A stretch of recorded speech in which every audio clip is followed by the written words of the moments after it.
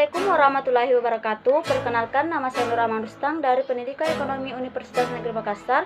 Saya akan menjelaskan mengenai peranan sumber daya manusia sebagai konsumen dalam pengembangan pertanian.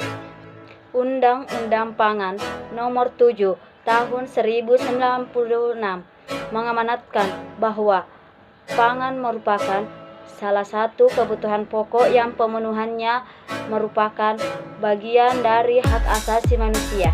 Legislasi ini sejalan dengan salah satu pasal dalam Human Rights Declaration 1948 dan World Food Conference on Human Rights 1993.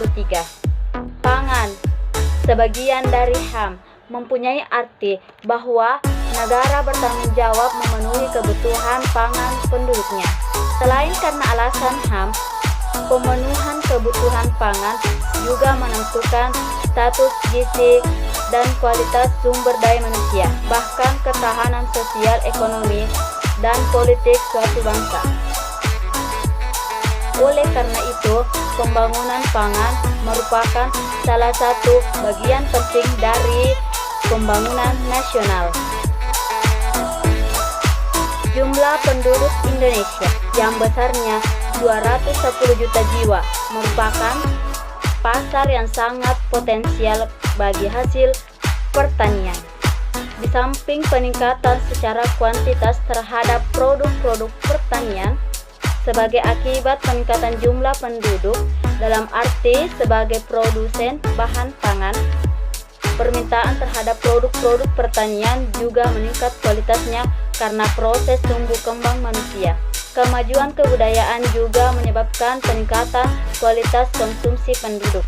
Kalau tidak ada pasar dalam negeri, maka Indonesia akan sangat tergantung pada pasar luar negeri.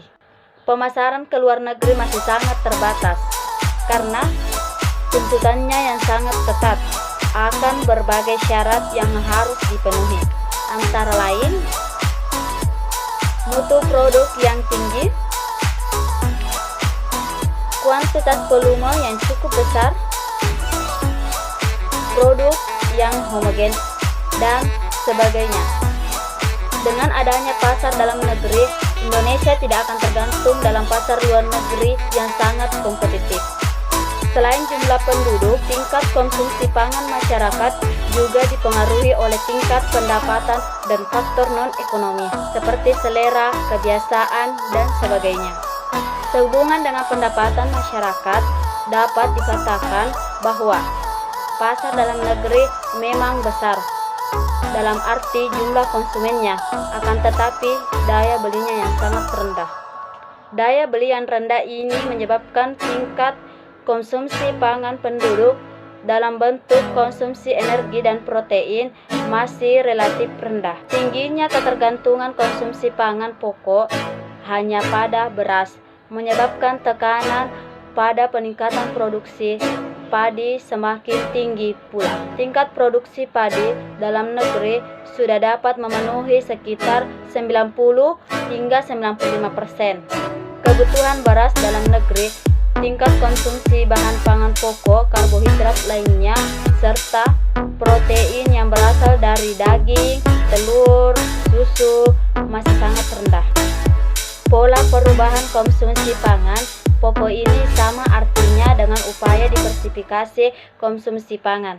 Pentingnya diversifikasi konsumsi pangan ini bukan hanya bahan pokok saja, akan tetapi bahan pangan secara umum, terlihat sebagaimana disebutkan dalam tabel RPJMN 2004 hingga 2009 bahwa sasaran yang ingin dicapai dalam rangka revitalisasi pertanian antara lain: 1. Meningkatkan kemampuan petani untuk dapat menghasilkan komoditas yang berdaya saing tinggi.